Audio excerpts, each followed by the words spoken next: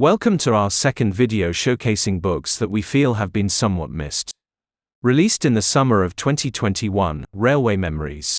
The Travels of a Yorkshire Newspaper Photographer is a book that we feel is one that seems to have been overlooked over the years. Whenever we attend shows, we will always sell this book, and on our website it has received great reviews. One of which was as follows.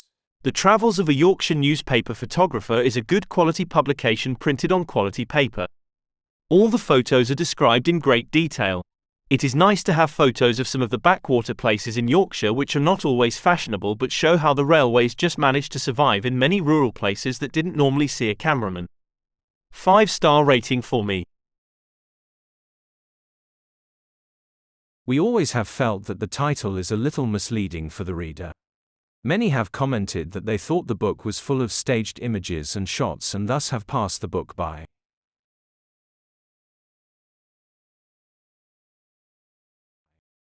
With the release of the book coinciding with the end of COVID, there were not many outlets that stocked this book.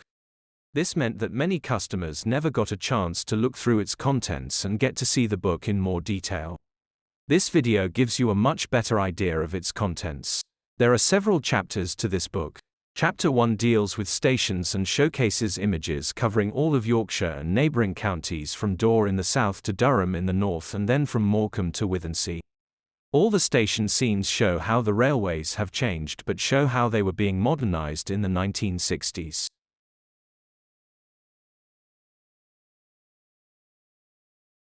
Chapter 2 shows steam locos at work throughout the county.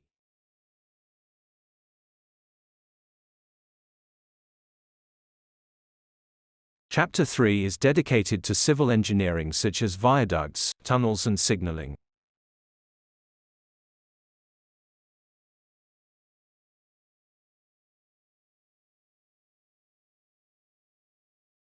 Chapter 4 deals with accidents, and there are some fascinating shots of accidents at Ardsley and Bradford amongst other places.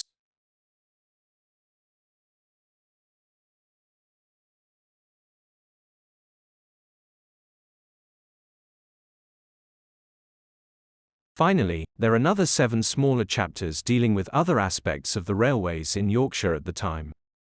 We see some shots from the Derwent Light Railway, the Easingwold Railway and finally from Spurn Point Military Railway. There are some small sections on export locomotives from Hunslet, the coming of the diesel multiple units and also on industrial locomotives. All the images are here with the Transport Treasury Archive and are all on glass plate negatives, which was unusual for the time they were taken. We personally feel that this book is a fascinating glimpse into Yorkshire in the late 1950s and early 1960s. It is definitely one we feel should be on your shelves.